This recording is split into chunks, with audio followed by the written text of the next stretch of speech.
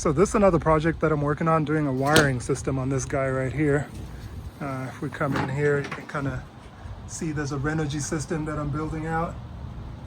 And yeah, it's coming along good. Let's see how that works out.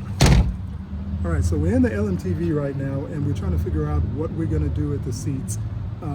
I've got two options. I've got the Pacifica seats, and I got these seats out of a Mini Cooper.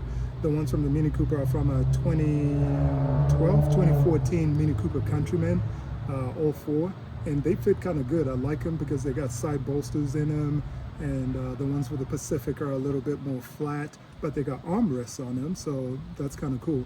So I have to try to figure out what I'm going to use with that.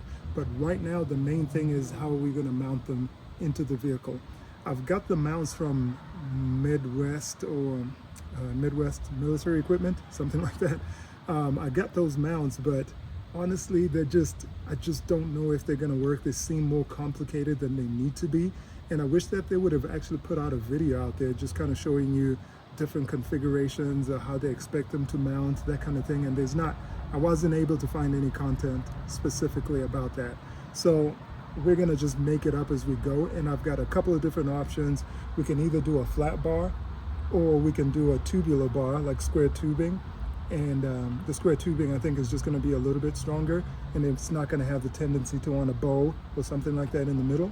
But also, I don't know exactly the forces that are gonna be on this, because if I get a 1/4 inch thick steel piece, I think that it'd still be fine. But this is what it kind of looks like right now. So these are the seats. They have about almost a foot above the headrest. So the headrest to the ceiling, there's still about a foot there. And we still need to do a ceiling there, etc. So it'll come down a little bit more.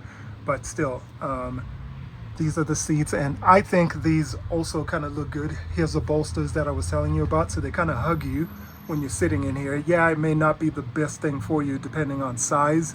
But at my particular size, I feel like these are working out just fine for that.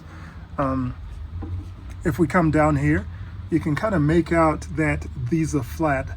I'll put a picture up here in the top, maybe, of the other ones. But either way, even if I don't, the seats of the Pacifica, the ones I have anyway, the seat track is coming down and then wants to screw in from the side as opposed to screwing in from the top. So I know I can cut the brackets off and do something with that and kind of do the same thing I'm doing with this. But I also like these because they're kind of adjustable. This goes up and down, right? And the back, goes back and forward. What I do like about the Pacifica seats is that they'll fold flat. These do not. But overall, I think the leather on here, or pleather, or whatever you want to call this, is a little bit better on the Mini Cooper. These are really, really nice seats. Let's see. The Pacifica has armrests, so I like that about the Pacifica seats. But overall, this whole equipment underneath the Pacifica, there's just a lot going on with it, right? There's just a lot of doohickeys in there, and it ends up being a little bit taller. I did bring it in here, I should have filmed, but I set it down on here with the system that comes with it, and it was just sitting a little bit too high. The seat that I have with the brackets that I have, of which I had to get those separately, so who knows what's quite going on with that, so don't quote me on some of this stuff. So let's see. If I get a flat bar, it's going to come from here and go across. It'll drill in or screw into a bolt here from the factory position just to hold the bar in place and secure it to the vehicle. And then it'll extend out and then screw down from here to hold down the seats in the Mini Cooper. So that'll be a simple solution. I can just go to Home Depot, get a 1/4 inch thick 3-inch bar, put that on, and I think that would fix that. And 3 inches would, kind of sit like this on here, which I think is kind of cool. Let's see. And then it has to be this is about 17.5 inches from here to the end of this right here. So from this end all the way to this end is 17.5 inches. From this to this is 14 inches. So just to kind of give you an idea of the dimensions. So the flat bar is going to have to span this whole length right here, so it can be mounted in both places, secured to these, mounted to these holes, right? As far as the back is concerned, that's not going to line up with the holes either. So that may be a little creative because we can't just do a crossbar on that because the holes, I'm going to have to show you on a diagram here, but the holes are also a longer distance, I believe, going backwards. So we won't quite make it to this platform.